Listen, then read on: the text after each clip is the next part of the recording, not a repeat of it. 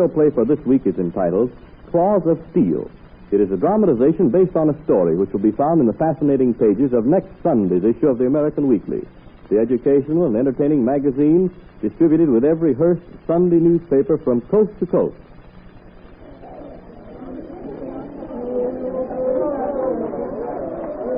Luigi's Menagerie and Circus has come to town.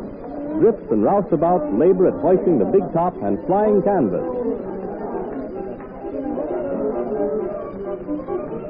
The members of the troupe seem to be occupied by worry over something.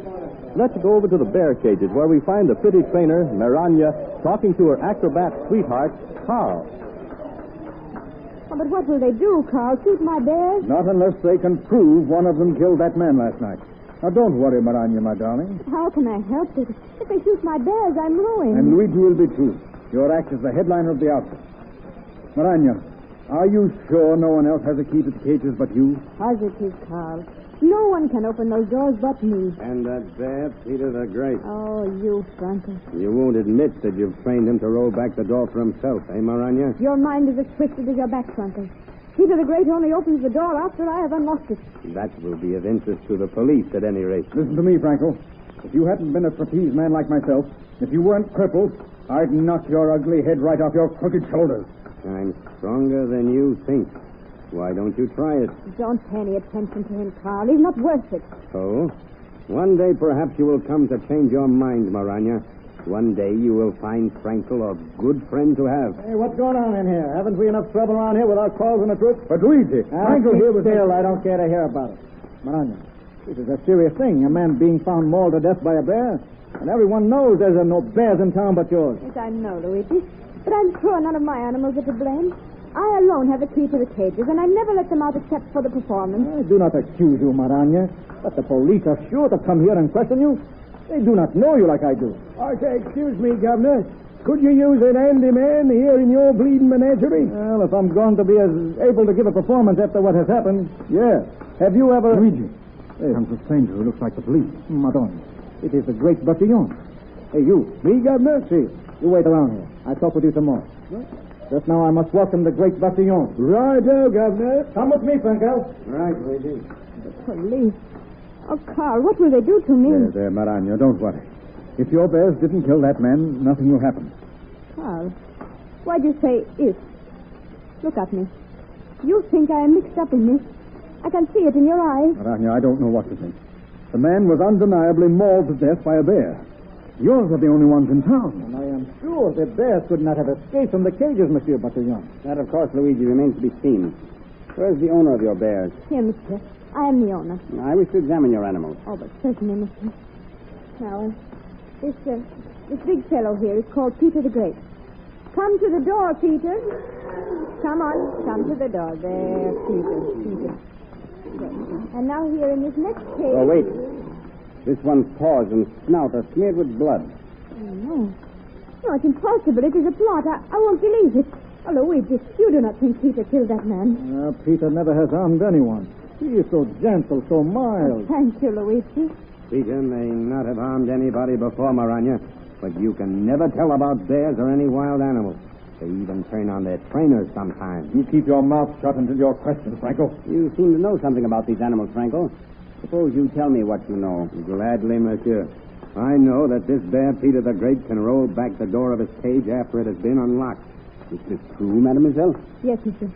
But first, the cage must be unlocked. I ask you to remember that. I shall.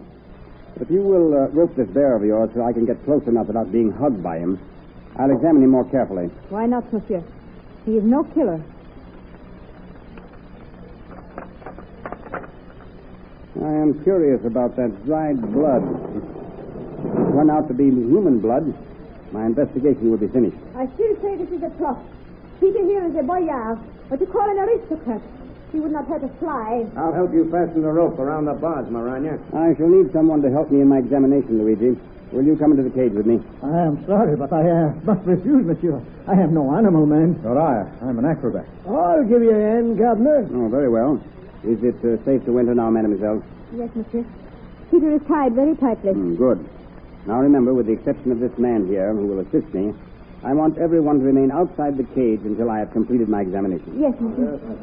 All right, you come with me. Right, Governor. I shall take some measurements, and I want you to hold my notebook. Right now, Governor.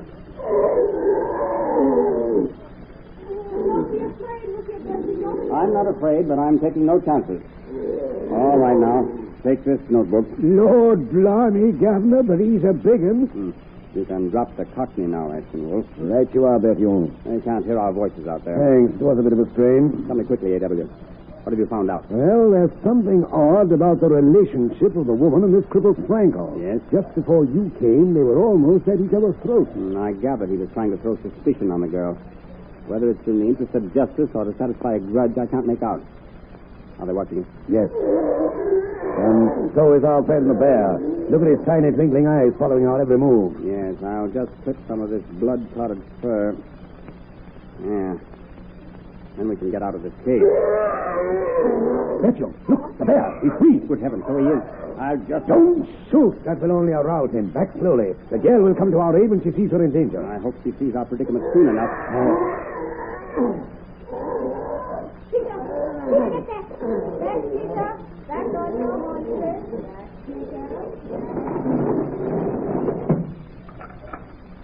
A.W.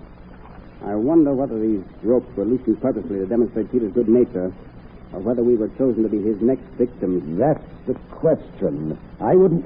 Look out. Yes, Franco. Right. Well, monsieur, looks as if Maranya failed to tie a figure-8 knot, the kind that can't slip. But that might have been an accident, of course. Yes. But you couldn't have been of much help in roping the bear, could you, Franco? That's telling you, Franco. Monsieur Bertillon, am I to be allowed to give a performance? Certainly, why not? Then do I get that job, Governor? We see there is plenty of work now for all of us. Come, Carl, Franco, Mariana, and you come along with us. Righto, you tried to take me off, Governor. Yes, you. I've got a theory about this, and what a cunning and fantastic crime it is if I'm right. A.W., you mean the bear didn't... Not a word yet. You, come along if you want the job. Right with you, Governor, right with you. I mustn't let these people out of my sight. I'll see you later during the performance.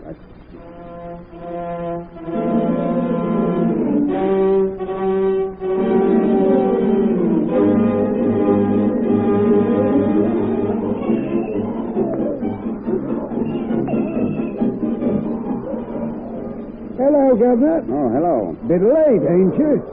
Why, you've missed the whole first half of the show. Yes, I was delayed on business. I say, Governor, what have you got that police dog with you for? Keep a tight hold of him, Bertillon. He'll ruin everything. Franklin and Maranya are at the hammer and tongs in the dressing tent. Maranya is leaving the show. What? She must... The blood in her bear's paws and muzzle is human blood. Did you let the dog get the scent? Yes, from the scene of the crime. Good. Then I took him over there to the bear cages. Well? Well, he ran past every cage, his nose down, never uttering a sound. I can't understand it. Oh, it's very simple. There's another bear which we haven't seen. How do you know that? Look out.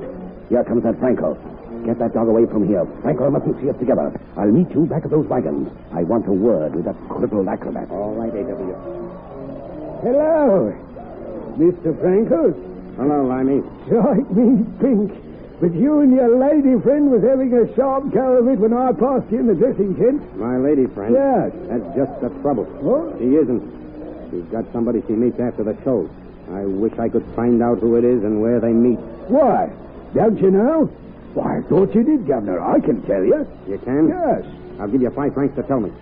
I want to surprise her and him, whoever it is. Why, I heard her making an arrangement for tonight after the performance. She's meeting that Carl bloke at the Golden Rooster Cafe. So, the Golden Rooster. I'll see them there. I thought you would never get away from that fellow. Nice to know what you found out. Enough to cause me to set a trap there, Pion. I want to get the girl and Franco face to face, away from the circus, and see what happens. If I waste time that way, this dog can lead us to the killer? Yes, but a dog wouldn't be considered evidence in a court of law. It must be as I've arranged. What are you hinting at, A.W.? Franco is jealously in love with the girl Maranya. Yes? She is mad about this Carl. I just told Franco that he would find them together tonight at the Golden Rooster. How do you know he will? Well, because I shall arrange to have them there. I shall tell Carl Maranya wants him to meet her there, and I'll give her to understand that Frank and Carl are meeting there to fight over her. I see. And you think she will take this other bear of hers? Unless I'm mistaken, Berthiaume, this other bear will be on the scene of the meeting, all right, and we shall catch the murderer in the act.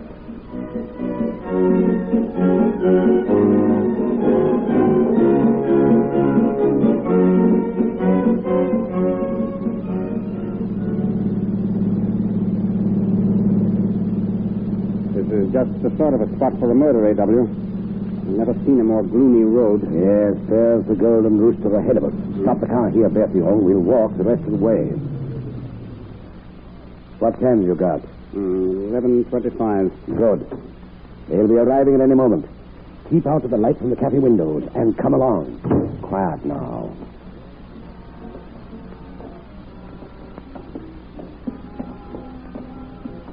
Here comes the acrobat car. And there's the girl. Without her bear. It looks like we've been barking up the wrong tree, A.W. No, they've met and are coming this way. What's that? Our man-killing bear coming out of that alley. It's attacking the man. It's knocked him down. Shoot it, Berthiaume! Quickly, quickly! There's no other way! You've got it. Come quickly. Who sent the bear out of that alley? Frankel? Wait and see. Hurry before all the cafe patrons reach the scene. Let us through there, please. One side, please. One side. Berthiaume. Yes. Help me to pull this bearskin off. Pull the bear skin off? Yes, look. Frankel? Yes, and made up to look like a bear.